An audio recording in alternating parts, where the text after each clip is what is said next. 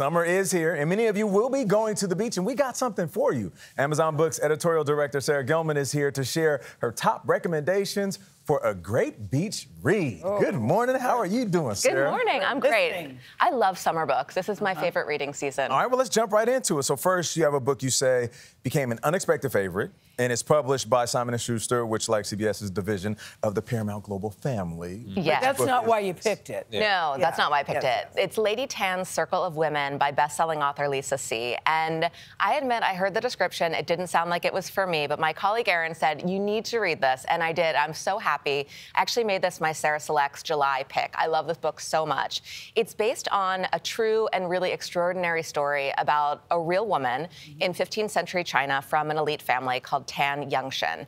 And the expectation is that she would become a wife and a mother, but she descended from a long line of female physicians, so her grandmother taught her how to practice medicine.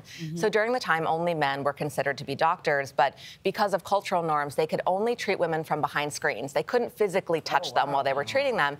And because Lady Tan was a woman, she was actually able to work directly with women, and she ended up saving a ton of lives. It's part female empowerment, it's part mystery. It's just an extraordinary book. It's always interesting when you start a book and you think, I'm not going to like it, and then you end up liking it, which says to me it must be really good. It's so good. I don't always love historical fiction, but this was amazing. Then you have a book set in an adult summer camp. Yes. You were saying, is that a thing? It is a thing. It is. For who? I've looked into it. I think I'm a little old for it. I think it's your 20s and 30s. So it's that summer feeling, Bridget Morrissey, and it's set at an adult summer camp, and the main character goes and reconnects with a handsome man from her past, but she ends up falling in love with his sister instead. His sister? Oh, yes. Okay. Twist. So this has all the summer camp tropes. It has color wars, it has dining halls, it has the heightened emotional scenes at camp dances.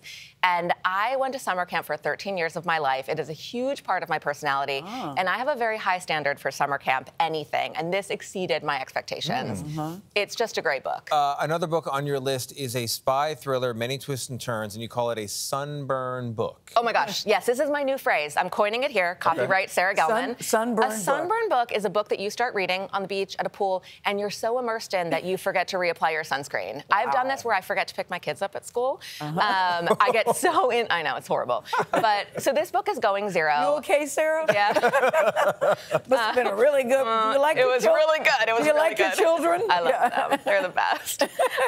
So Going Zero, Anthony McCartan. It's a techno thriller, and it's a little bit like a mashup between the TV shows 24 and The Amazing Race with Michael Crichton vibes. It is about 10 contestants who compete in a competition to see if they can beat a brand new cyber surveillance system by staying off the grid for 30 days. So if they fail and they find all 10 of them, then the company that created the technology actually gets a very lucrative government contract.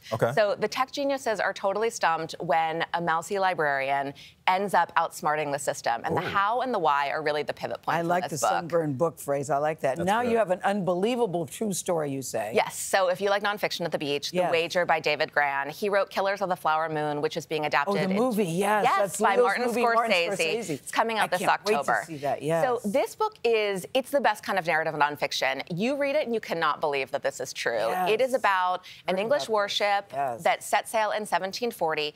It crashed on a desolate island. 2 years later, 30 of the 250 men wash ashore in this ramshackle boat. They're emaciated, and they're called heroes because they survived. But 6 months after that, 3 more men wash ashore, even more ramshackle boat, even more emaciated. And they say the men on the first boat were not heroes, but they are mutineers. And it kicks off this life or death trial to see who's telling the truth. I could listen to you all day. I love how, don't you love how we can talk books every day. I know. Sunburn book. I know. Sunburn book, you heard it here first. Or Forget I Had Babies book. I'm just Child joking, Protective Sarah. Services. They're coming for They're on me. the line. They're waiting out there. Sarah Gelman, I was thank only you a very little much.